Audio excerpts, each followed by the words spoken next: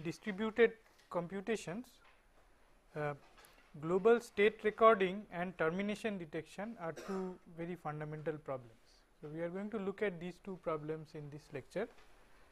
To start with, the state recording is a major challenge in a distributed system, because the system is progressing all the time and there is no way that I can stop the whole system and then record the states of all the nodes. So, and also there is no way to synchronize all the processes, so that they can take a snapshot of the distributed system. So, we need to have algorithms which guarantee that the state that is recorded is a consistent state of the distributed system. We will see that by definition a consistent system does not have to be necessarily a state which the distributed system has visited, but it is definitely one state which the system could have visited, given some kind of ordering of the events which are concurrent. Okay. So, there are applications of global state collection in different types of problems, like checkpointing, recovery, and then checking stable properties like deadlock. So, when you have a deadlock is something which is going to stay there, right. So, if you detect an inconsistent global state, you may detect a false deadlock. On the other hand, if there is a deadlock on a consistent state, then that is an actual deadlock, right. So, we will, when we study deadlocks, we will see how we use these global state recording algorithms to differentiate between real deadlocks and fictitious deadlocks. The issues that are there in a global state collection algorithm is that we need to capture both node and channel states. That is because in a distributed system, as we had seen earlier, that some messages could be in transit, and if we do not consider those messages, then the overall state that is computed is going to be incorrect.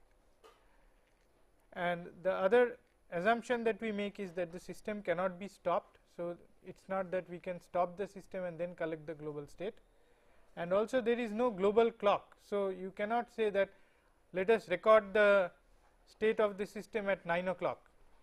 Okay, we can't do that, because there is no uniform 9 o'clock among all the nodes. There is no global clock by which we can say that we will record the time at that instance of the clock.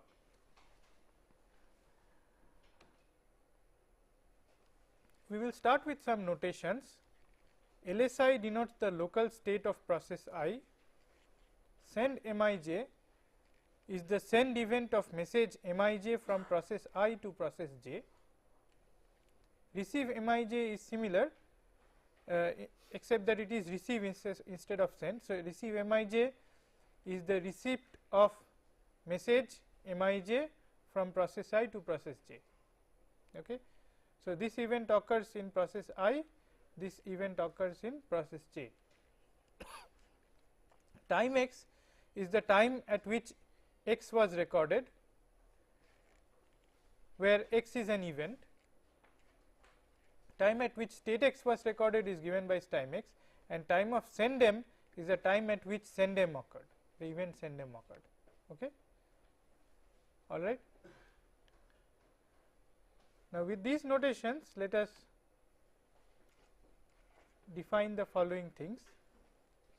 We will say that send of Mij belongs to LSI. What is LSI? LSI is the local state of I. Okay.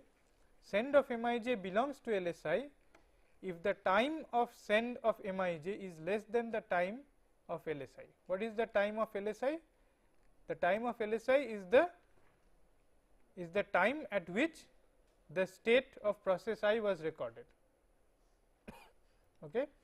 Now, if the time of send Mij is less than that, then in this state we already know that the message Mij was sent.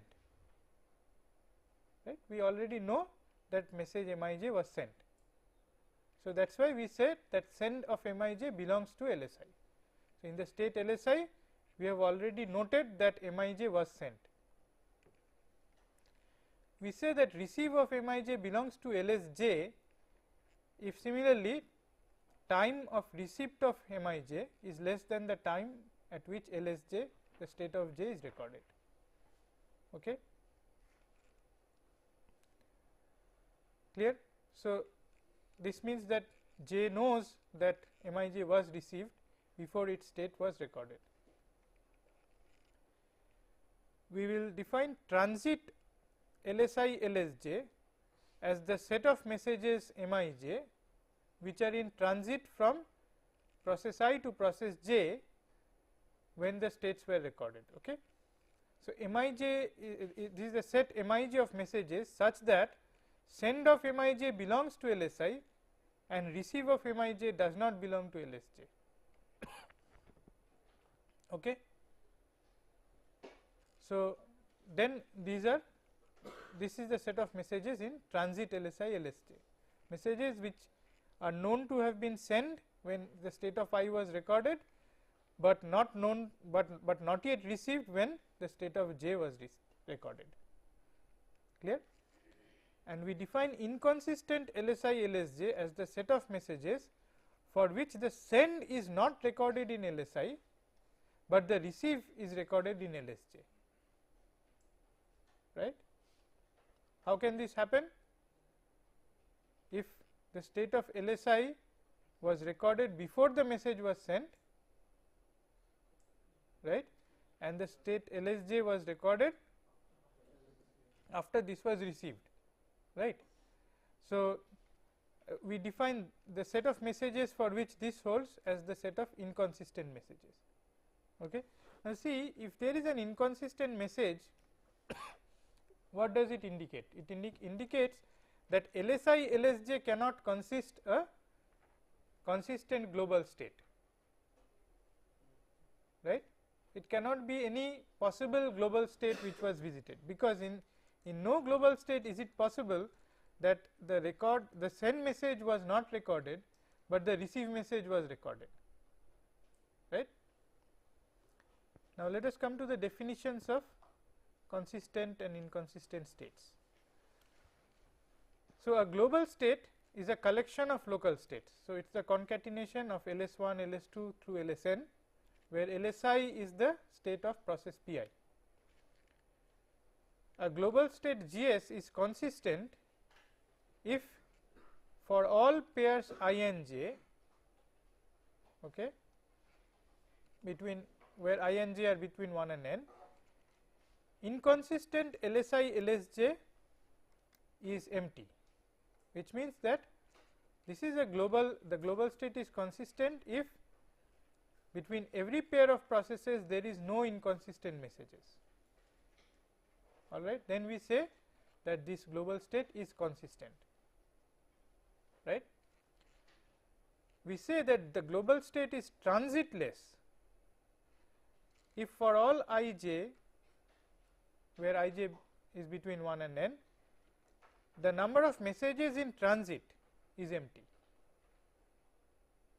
So, there are no messages which are in transit, then we say that GS is transitless. So, in a transitless global state, all the channels are empty, right, all the channels are empty, because there is no message in transit. Then according to global state, what is the significance of this transit? If messages are in transit. Okay, if you just record the state of the nodes, then that will constitute a consistent state provided that the channels are empty.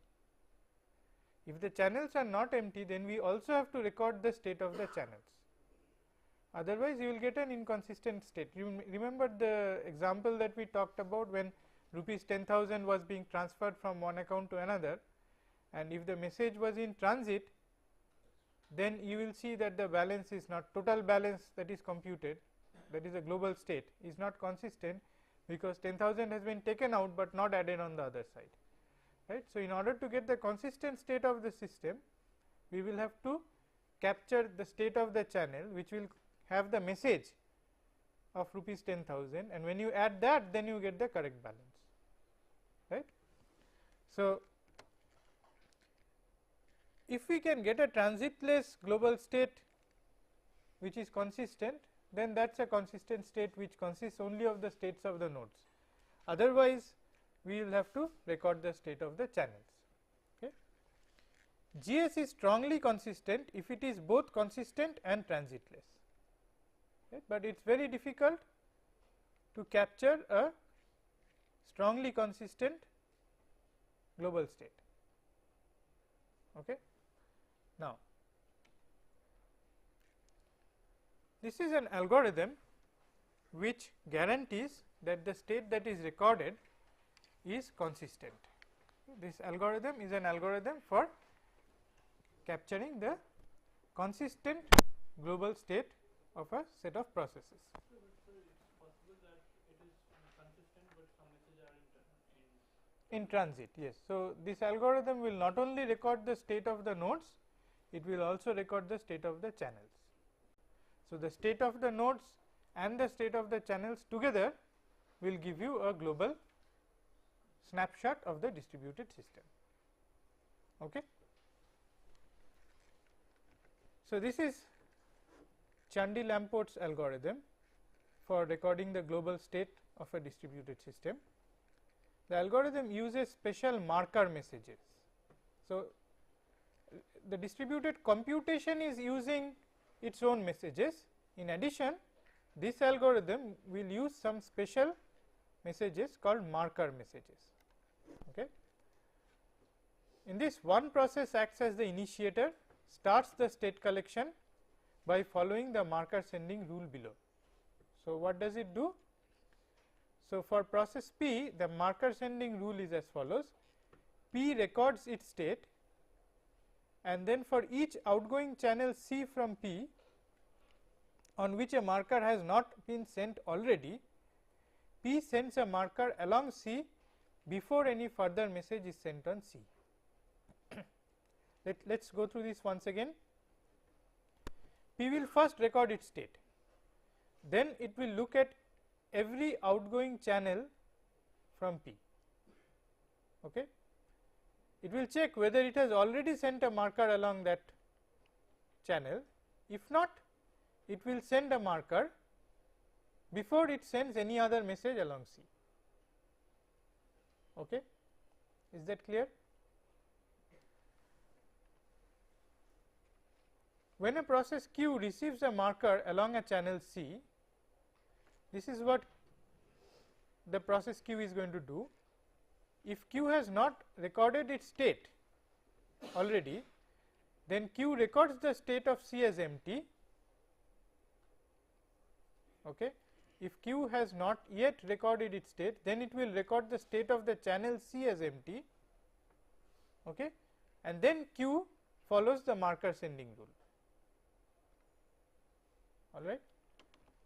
If Q has already recorded its state, it records the state of C as the sequence of messages received along C after Q state was recorded and before Q received the marker along C. Now, see, if it already has recorded its state, so it must have received a marker sometime before, or it was the initiator. Okay. In either case, it has already recorded its state. Now, it has got a marker along some channel C. So, then it records the state of C as the sequence of messages received along C after Q state was recorded and before Q received this marker.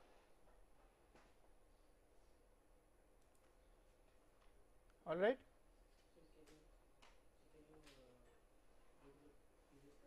Previous slide, yes.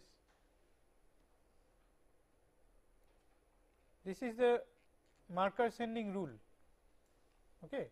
P records its state, and for each outgoing channel C from P on which a marker has not been sent already, P sends a marker along C before any further message is sent on C. Right. And this is what is done.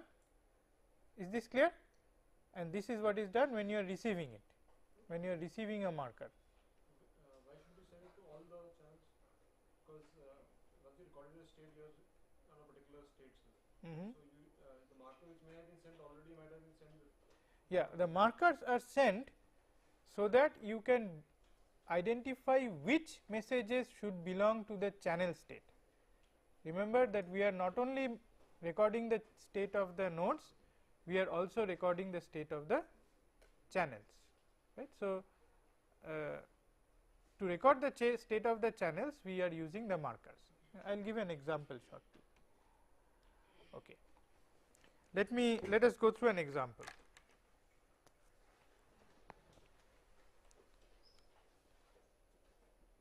Suppose we have processes P1, P2, P3 and P4. Okay. Let us say that P3 is the initiator. So, this is where P3 decides that let us start recording the global state, right. So, what is P3 going to do? P3 will first record its own state, right. So, let us indicate that by red, that we record, this is where P3 records its own state, and then it sends markers to all the nodes. Okay. So, it sends one here, it sends one to P1 and it sends one to P4. Okay. Now, let us see what P2 does. When P2 gets this marker, it sees that it has not yet recorded its state, right. So, it records its state, and it also records this channel, the channel which is from 3 to 2 as empty. So, it says that C32 is empty, there is no message on this, right. Now, what it does is, it again sends out markers to all the nodes, right.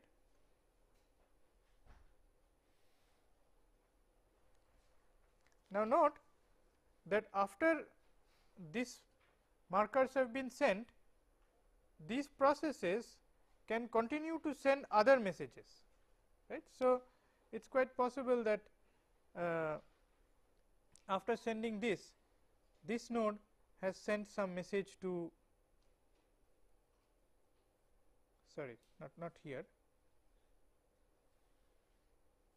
okay, and there could be some messages which were sent from here, not yet received, and so on. Now, let us see what does P1 do when it gets this thing. Okay. Now, when P1 gets this, see, it has got the marker from P2, the one from P3 has not yet arrived. So, what does it do? It says that C, the channel from 2 to 1 is empty, okay, and it now sends out markers to everyone else. So, it sends out markers to all the other channels. Wait, after some time P1 gets another marker, right. Now, what will it do with this? When it gets another marker, then it is going to see what messages did it receive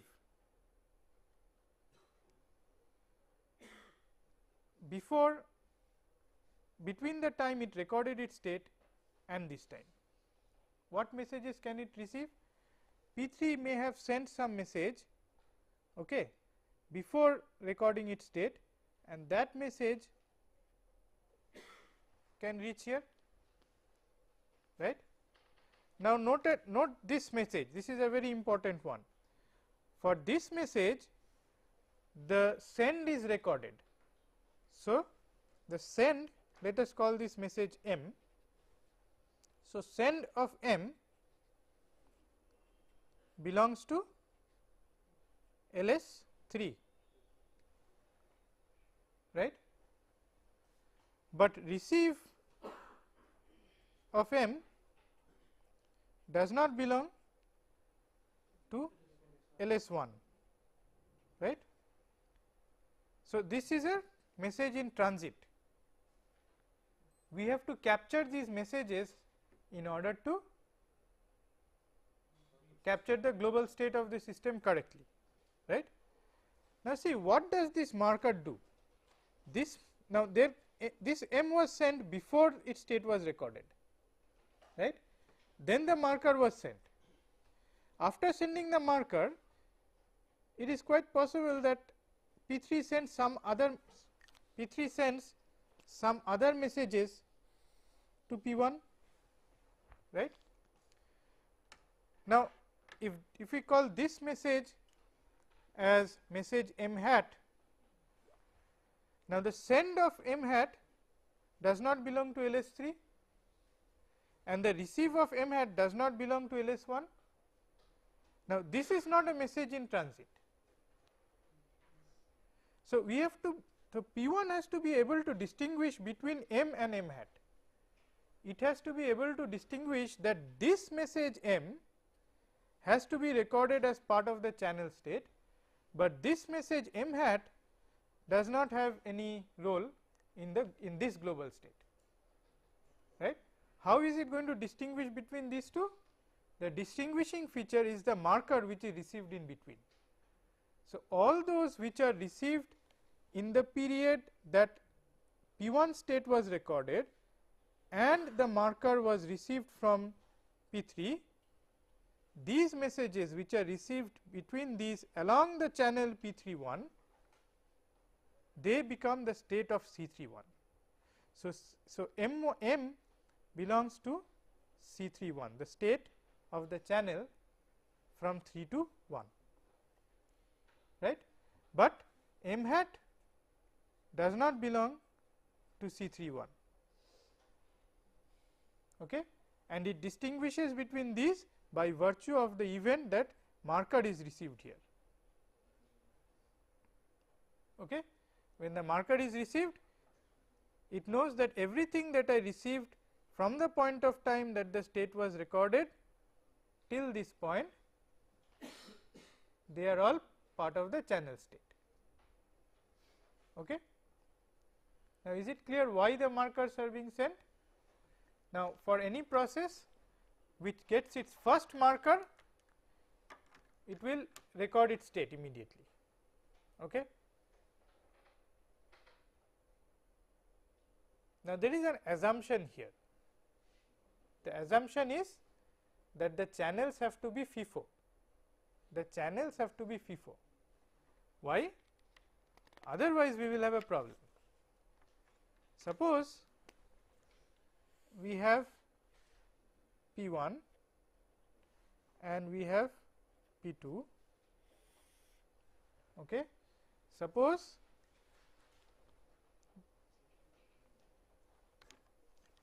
the state is recorded here, the marker is sent here,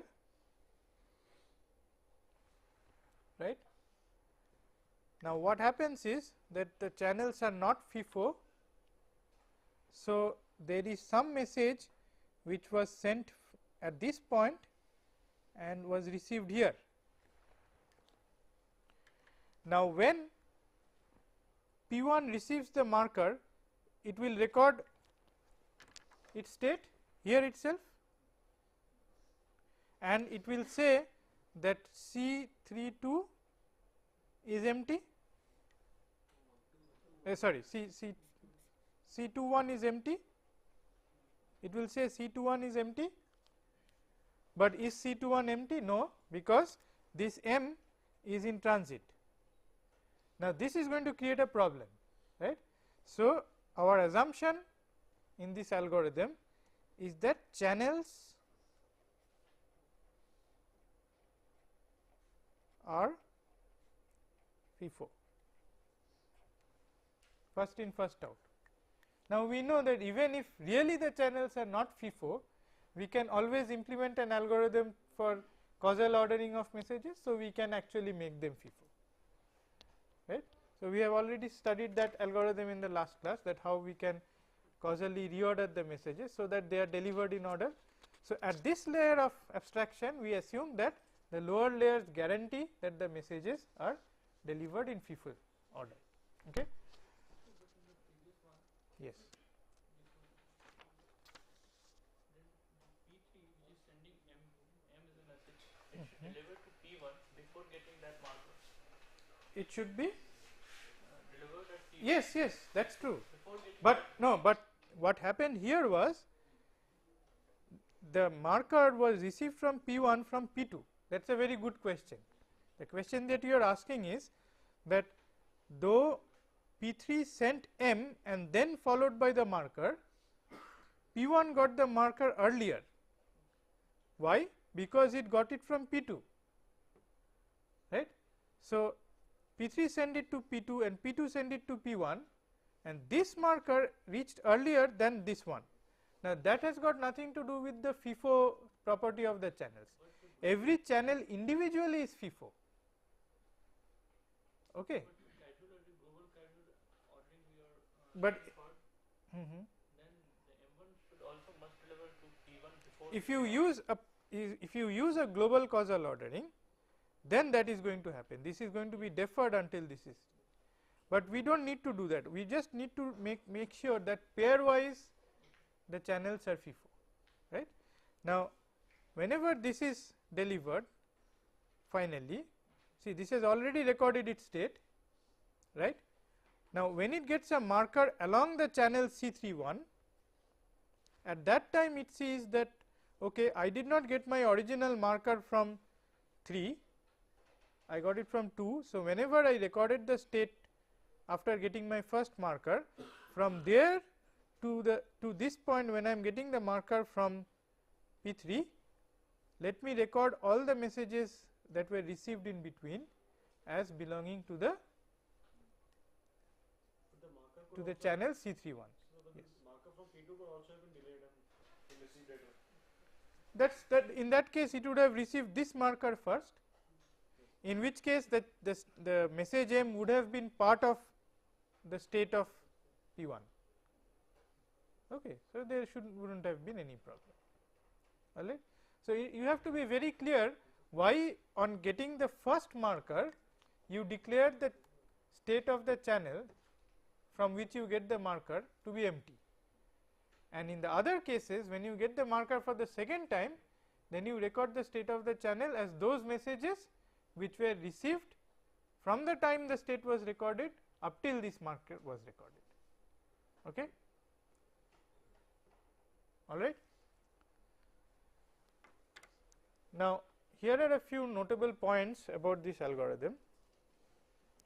Markers sent on a channel distinguish messages sent on the channel before the sender recorded its states and the messages sent after the sender recorded its state. This is something which I have already explained to you, that the marker actually acts as a demarcator between the messages which were sent before the sender recorded its state and the messages that were sent after the sender recorded its state, right. And because it is FIFO channels, we know that this demarcator actually demarcates between these two types of messages.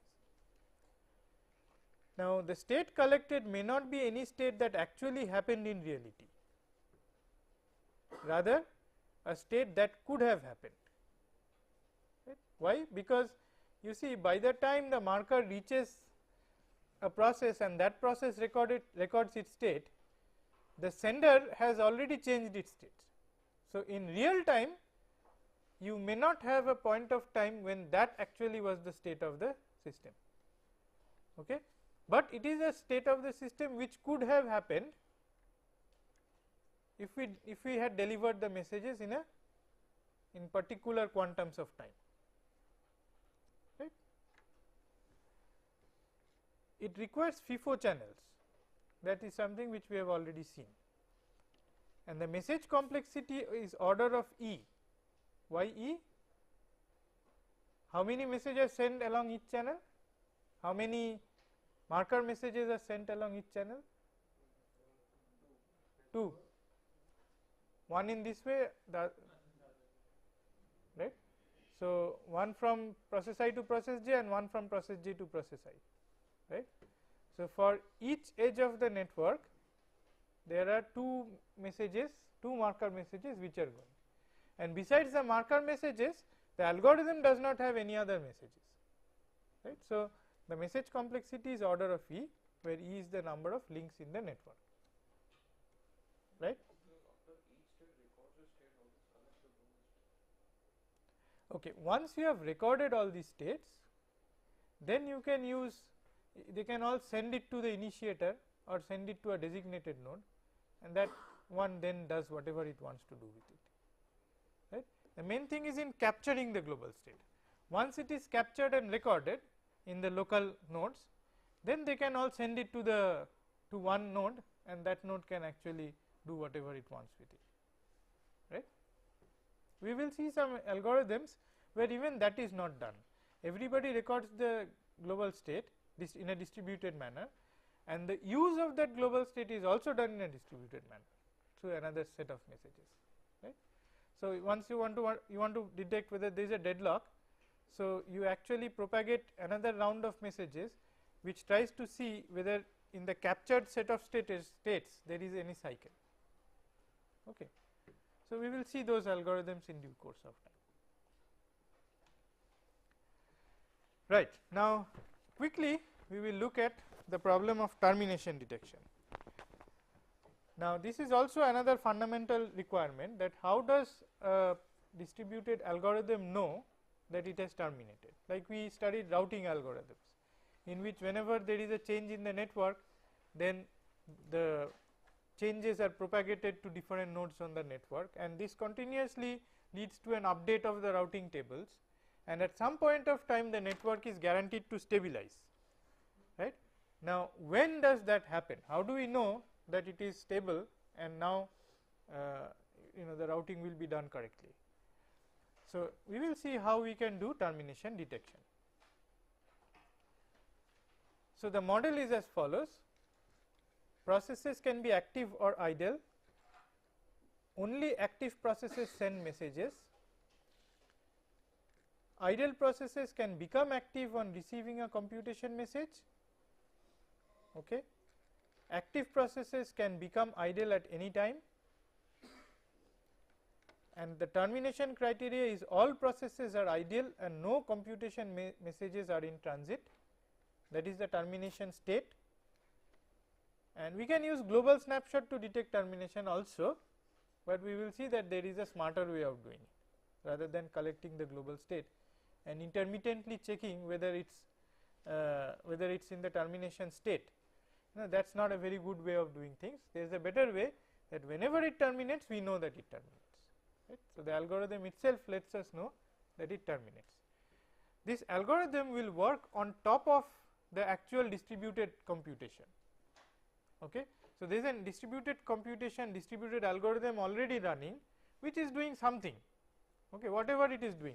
It may be computing routing tables, it may be sending some information to all the nodes, maybe doing some broadcast or anything. We are going to piggyback our algorithm for termination detection on top of that algorithm, such that whenever that algorithm terminates, we know that that algorithm has terminated, right. This is called Huang's termination detection algorithm. So, the idea is very simple. There is one controlling agent which has weight of 1 initially, okay. What we are going to do is, you see, distributed computations work by propagating messages, right. As long as a process has some computation left to do or some message to send, we will say it is active. When it has nothing else to do, then we will say that it is idle, right. When everybody is idle, then it is terminated. But if even one of them is active, it has the potential of waking up everyone else. Why? Because it can send messages. When the message is received, this process may have some other computation to do, right. So, what we do is that we say that the initiator of the algorithm initially starts with a weight of 1. Whenever it sends a message to somebody, it puts some weight on that, and the receipt of that message, when the some process receives the message, it adds that weight to its own weight. Initially everyone else has weight 0. Now when they get a message, they add that weight to itself, right. Again, if this process has something to do, it will again send out some message with some weight. When it has nothing else to do, when it becomes idle, it will send its entire weight back to the initiator through a message saying that I have nothing else to do, so you take back all my weight, right. Now when the initiator has got back the entire weight, it knows that nobody else has nothing to do. So that is how termination is detected. Okay. Is it clear? So as long as a process is active, it has something to do, it will keep its weight. When it transmits messages, it will put some weight on the message, right. And when a process has nothing else to do, it will send its message back to the controller, the initiator, and if at any point of time it again gets a message, then again it will have non-zero weight, because that message will come with some weight. So again it will do something. Okay. This is how the whole thing is going to work, and you can see easily that this will work on top of any distributed computation. Okay. Now let us look at the algorithm. We have one controlling agent which has weight 1 initially. All other processes are idle initially and has a weight of 0. Computation starts when controlling agent sends a computation message to a process. Okay. An idle process becomes active on receiving a computation message. What is BDW? Computation message with weight DW can be sent only by the controlling agent or by an active process. The controlling agent or the active process can send a BDW message, and we have one special type of message called CDW, which is a control message with weight DW, which is sent by active processes to controlling agent when they are about to become idle. When they have nothing else to do, when they know that I am going to become idle, then that process uses a control message with a weight of DW, which is sent back to the controller. Okay. Now what all that remains to be seen is how is the weight distributed, right. So this is how the weight is distributed and recovered. Let current weight at process be W. Okay. Send of BDW, find W1 W2 such that W1 is greater than 0, W2 is greater than 0, and W1 plus W2 is equal to W.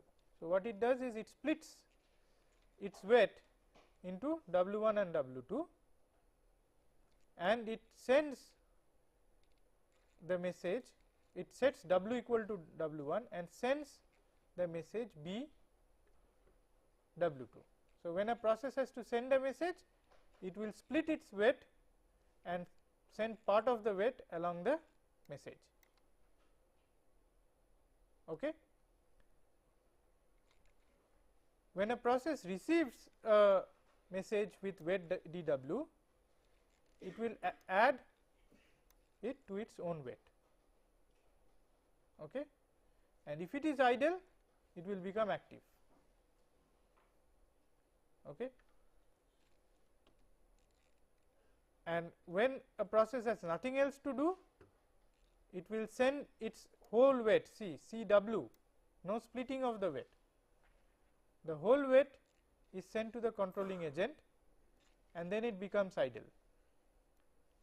And receive of CDW, who will execute this? Only the controller. Only the controller will execute this. When it gets a message, control message of weight DW, it will add DW to its own weight W, and if it finds that W has become 1, then it will declare termination. Okay. then it will declare termination.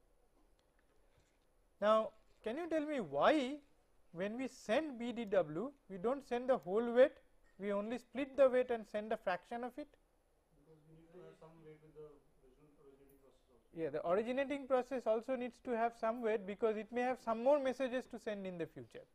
So, if it puts all its weights on one message, then it will have no weight left to send it on another message, right. So, that is why it will keep some weight for itself, but if in the end it finds that there is nothing else to do, then it will send its weight back to the controlling agent using a CDW message. Okay. Yes. The controlling agent cannot have 0 weight at any point of time. No, controlling no active process will have 0 weight at any point of time, including the controlling agent.